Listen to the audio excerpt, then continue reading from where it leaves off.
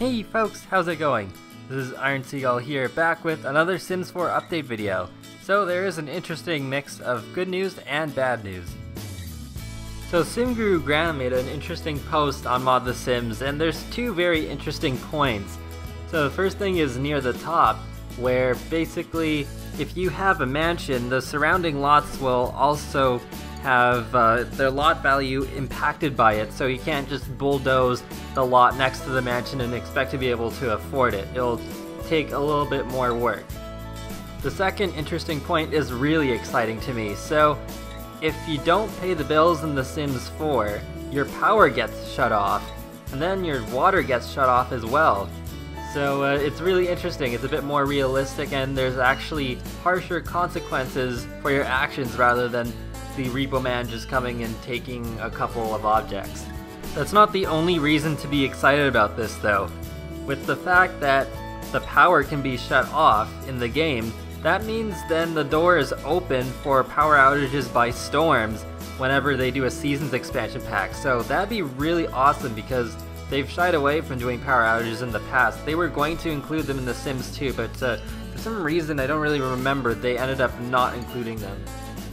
One other interesting new realistic thing that was revealed is that fire can now pass through walls.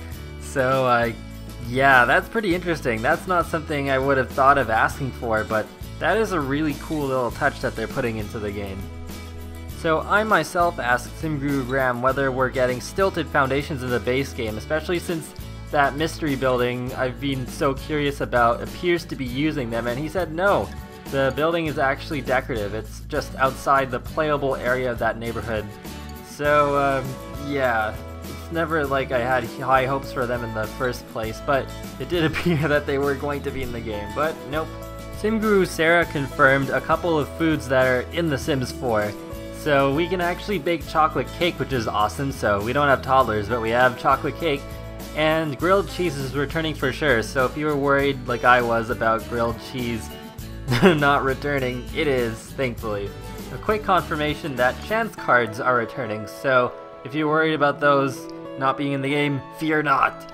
So as far as lot sizes go, 50 by 50 is the biggest. Why?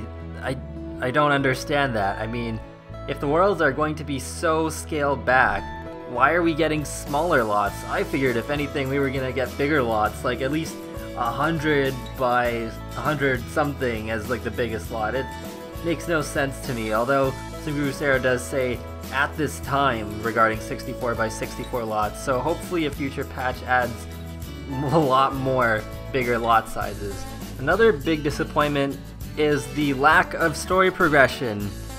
Yeah, that's another really weird exclusion. So if you have multiple playable families in your neighborhood and you're playing as one family for a long time, if you want the other families to continue on into the next generation, you'll have to actually play as them and make them try for a baby. So yeah, that's really unfortunate. I was expecting story progression to come back a little bit better, maybe have it not be as artificial, not have it be like, boom, these two Sims are suddenly married at 3 AM in the morning. No, it could actually show them falling in love progressively and then have them get married, and then if you're lucky you can actually see them getting married somewhere. I thought that's how it was gonna work, so yeah, it's really disappointing that there's no story progression, even though I, to be honest, play with it turned off most of the time. I still play very Sims 1 style, so I think there are people who are more disappointed than I am about this, but it's still a really big thing to leave out. They're taking out almost everything that made The Sims 3 good.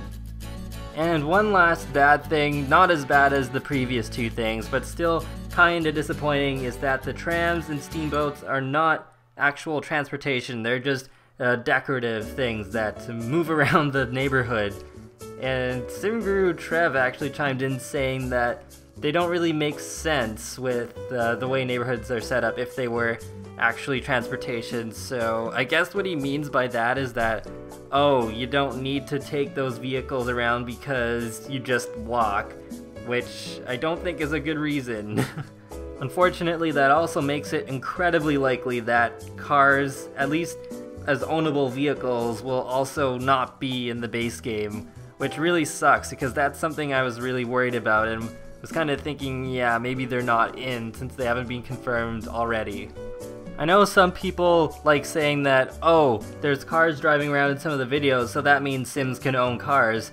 But that may not necessarily be the case, because like in The Sims 3 Late Night with Bridgeport, there were taxis just driving around. They weren't actually transporting Sims, they were just decorative cars to make the town look busier.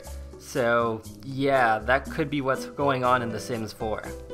Now with all that bad stuff out of the way, there was one really cool thing that I completely missed earlier this week until I started gathering information for this video, and it's that the Mixology skill is actually returning. Not just as a skill, but it's also a branch in the culinary career, which is absolutely amazing. So it is like we're getting a good chunk of Late Night in the base game. It just makes me really glad, because I guess that means that those really plain drinks made with the base game bars in The Sims 3 will now be a thing of the past. They'll all be like actual drinks, which is what I've actually seen in like all the screenshots and videos. They're all like different drinks of different colors, and yeah, I think even though that's kind of a small thing, that's a really nice thing that will add to the bigger picture and make The Sims 4 still look overall more advanced than The Sims 3, regardless of its shortcomings.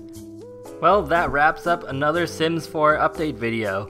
So yeah, despite a few really unfortunate exclusions, it's really nice that they are putting more effort into making the game more realistic than the previous ones, from things like the fire going through walls, and the drinks being more interesting, and the power and water cutoffs. I think that'll all add up to is still a pretty interesting game, even though it'll still feel kind of lackluster in some areas in comparison to The Sims 3, but I think The Sims 4 will still turn out to be a really good game in the end. So yeah, be sure to leave a like or comment, or even subscribe, whatever you feel like doing, because it lets me know that you really like my channel and my videos, and it helps you keep up to date and stay informed about The Sims 4, along with other cool videos that I do on my channel, including custom content showcases, Let's Plays, and a bunch of other things. So yeah, I'll talk to you later guys, and have a great day!